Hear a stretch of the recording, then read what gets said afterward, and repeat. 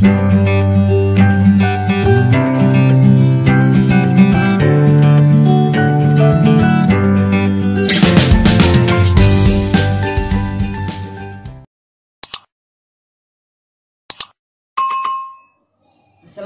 warahmatullahi wabarakatuh. Selamat bertemu kembali dengan saya, Siti Marihatun Badriah. Salam sehat, bahagia, dan sukses selalu. Pada kesempatan ini saya akan membahas kembali mengenai laboratorium perancangan kontrak.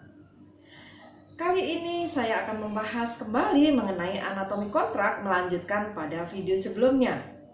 Video sebelumnya kita sudah membahas mengenai bagian pertama dari kontrak, yaitu bagian pendahuluan. Nah, kali ini kita akan melanjutkan, yaitu mengenai bagian isi kontrak. Di dalam bagian isi kontrak ini ada beberapa hal yang diatur di dalam kontrak atau perjanjian. Yang pertama adalah klausula definisi. Yang kedua adalah klausula transaksi. Yang ketiga klausula spesifik. Dan yang keempat adalah klausula ketentuan umum. Klausula definisi. Dalam hal ini, di dalam kontrak akan diberikan definisi-definisi tertentu yang berkaitan dengan kontrak yang bersangkutan. Nah, ini sangat penting, definisi dalam kontrak ini sangat penting untuk mengefisienkan hal-hal yang selanjutnya. Karena supaya tidak terjadi pengulangan-pengulangan kembali. Nah, ini akan diefisienkan dengan di dalam klausula definisi ini. Kemudian selanjutnya contoh dari klausula definisi ini adalah misalnya dalam perjanjian jual beli itu ada definisi pelanggan. Pelanggan adalah pelanggan dari penjualan kendaraan bermotor yang dilakukan oleh penjual, misalnya dalam perjanjian jual beli kendaraan bermotor. Nah, itu disebutkan definisi mengenai pelanggan. Nah, pelanggan yang dimaksud di sini adalah pelanggan dari penjual yang melakukan jual beli kendaraan bermotor. Nah, kemudian misalnya lesor dalam perjanjian leasing itu ada lesor dan lesi. Nah, itu definisi lesor. Lesi itu yang dimaksudkan adalah dalam pembiayaan leasing yang bersangkutan. Misalnya, lesor adalah pihak yang memberikan pembiayaan untuk pengadaan mobil, ya misalnya leasing kendaraan bermotor, ya misalnya mobil gitu ya. Bagi lesi dengan pembayaran secara angsuran. Nah, yang dimaksudkan di situ adalah lesor dalam perjanjian leasing yang bersangkutan. Nah, kemudian klausula transaksi. Klausula transaksi ini adalah klausula yang berisi tentang transaksi yang akan dilakukan antara para pihak. Nah, di sini apa yang dilakukan perjanjian itu dimaksudkan untuk transaksi apa? Nah, ini klausula transaksi di situ dijelaskan di dalam klausula transaksi yang bersangkutan.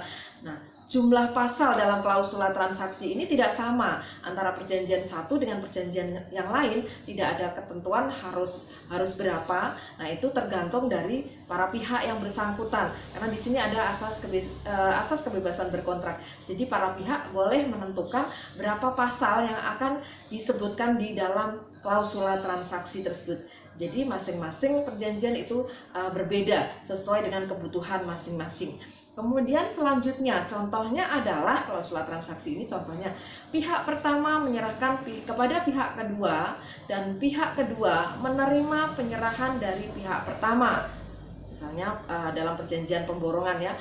Jadi pihak pertama menyerahkan kepada pihak kedua dan pihak kedua menerima penyerahan dari pihak pertama pemborongan pekerjaan pengadaan barang berupa misalnya nama barangnya apa sesuai dengan penawaran dari pihak kedua pada tanggal berapa. Nah, itu disebutkan secara jelas di situ. Kemudian contoh yang lain, harga barang sebagaimana disebutkan dalam pasal 1 perjanjian ini. Jadi perjanjian yang bersangkutan maksudnya adalah sebesar, nah ini harganya seberapa itu disebutkan di situ, misalnya 1 miliar dan sebagainya ya. Nah, terlampir dan merupakan kesatuan tak terpisahkan dari perjanjian ini. Jadi nanti rincian harga dan sebagainya itu akan dilampirkan dalam perjanjian yang bersangkutan, yang merupakan satu kesatuan dengan perjanjian tersebut. Nah, ini contoh klausula transaksi.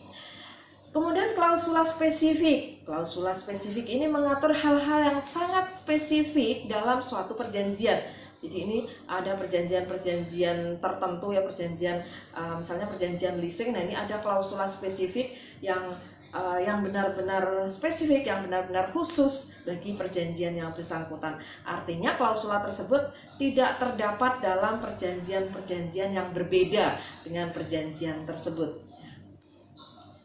Contoh klausula spesifik misalnya untuk melakukan pengendalian pekerjaan. Jadi ini misalnya dalam pekerjaan pemborongan ya, dalam perjanjian pemborongan, untuk melakukan pengendalian pekerjaan yang terdiri dari pengawasan dan tindakan pengoperasian, pihak pertama menunjuk pejabat atau badan hukum.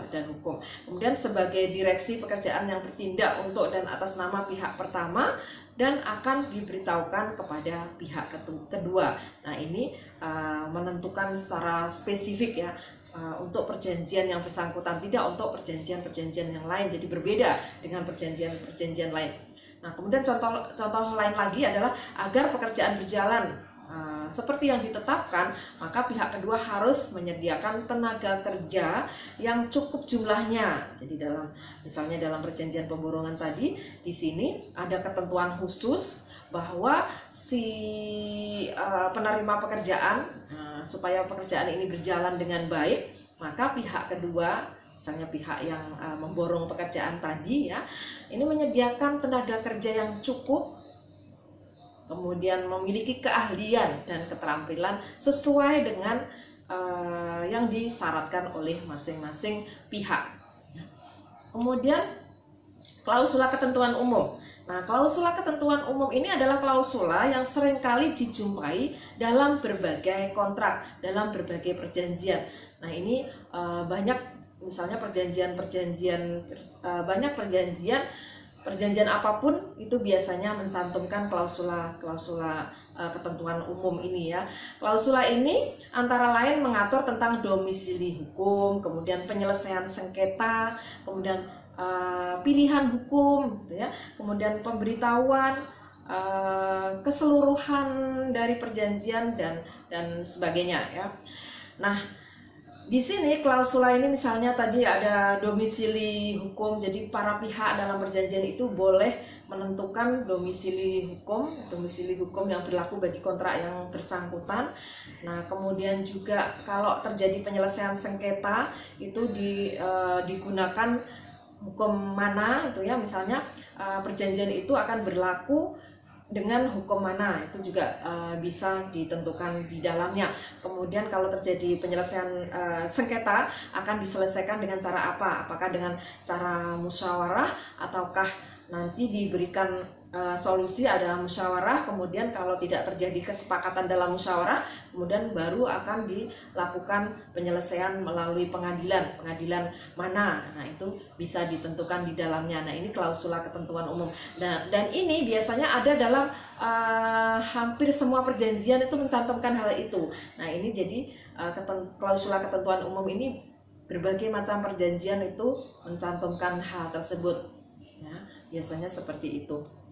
Nah, kemudian contoh domisili, para pihak dengan ini sepakat untuk memilih domisili hukum yang tetap dan tidak berubah pada kantor panitera pengadilan negeri hukum yang berlaku. Nah, di mana gitu ya menentukan. Kemudian perjanjian ini tunduk pada dan karenanya wajib ditafsirkan menurut ketentuan dan peraturan perundang-undangan atau hukum Republik Indonesia. Nah, ini hukum yang berlaku adalah hukum di Indonesia, jadi menganut hukum yang berlaku yang ada di Indonesia. Misalnya contohnya seperti itu. Nah, pilihan hukum di sini, pilihan hukum yang mengatur perjanjian tersebut. Kemudian penyelesaian sengketa.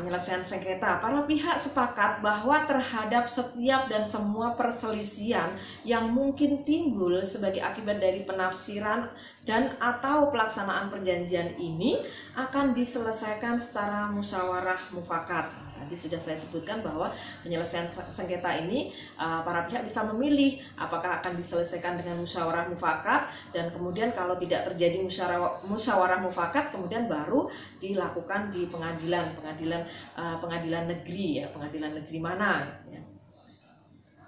Selanjutnya dalam klausula ketentuan umum, pada umumnya dalam setiap perjanjian juga dicantumkan mengenai keadaan memaksa atau overmach atau force majeure, yaitu suatu keadaan yang tidak terduga pada saat membuat perjanjian yang terjadi dan kemudian menimbulkan risiko bagi para pihak. Nah, ini biasanya juga dicantumkan peristiwa-peristiwa apa saja, keadaan seperti apa saja yang dianggap sebagai peristiwa force majeure atau overmach di sini.